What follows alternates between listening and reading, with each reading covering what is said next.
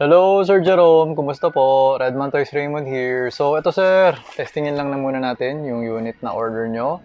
The WE High Kappa 5.1 Type K Airsoft Gas Blowback Pistol. Okay? So, ito sir, download nyo na lang yung manual sa website ni WE. Okay?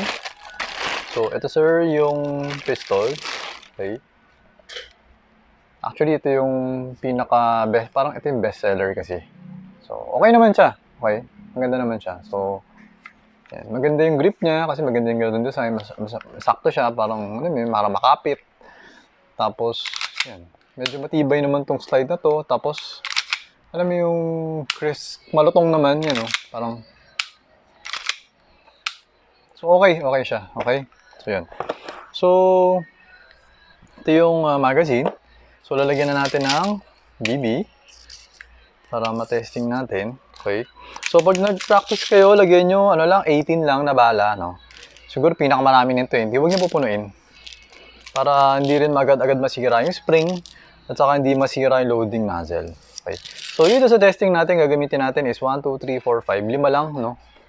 5 lang gagamitin natin. Testing lang natin. Dagdagan pa natin, okay? Kasi masarap-sarap din naman ipotok tong high cap. So, ayan. Gawin natin 7. Okay? So, ayan. Lagyan natin ng konting gas. Okay. Ayan.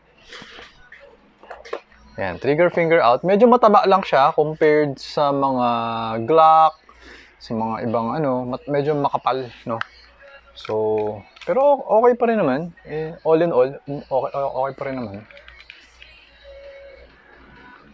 Ganda kasi ng trigger na to kasi paatras lang.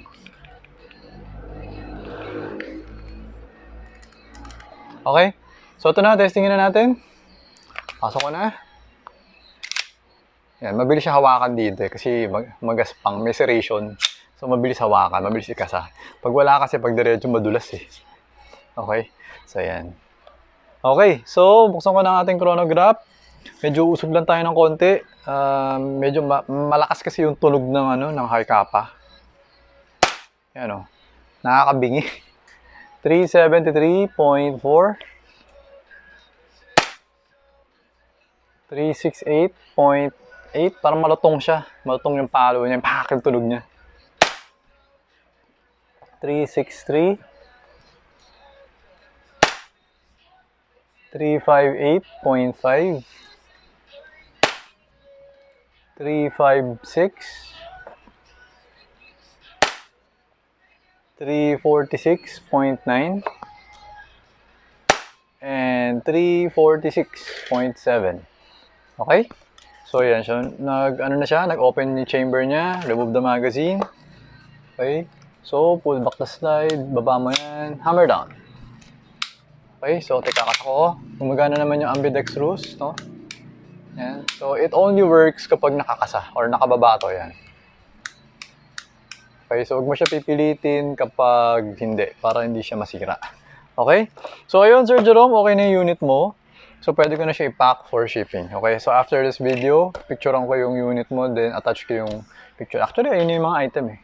Okay? So, hindi ko na-attach yung... Basic lang naman to eh. Hindi ko na-picturean. Okay? May tetestingin pa ako. Ayun 2 unit pa. Actually, 3 unit pa yan eh. Hindi ko pa nakukuha isa. Okay? So, ayun, Sir Jerome. Thank you for your order. Until next transaction po, always remember to stay safe, stay great, be good, and be thankful always. God bless po, sir. Bye-bye.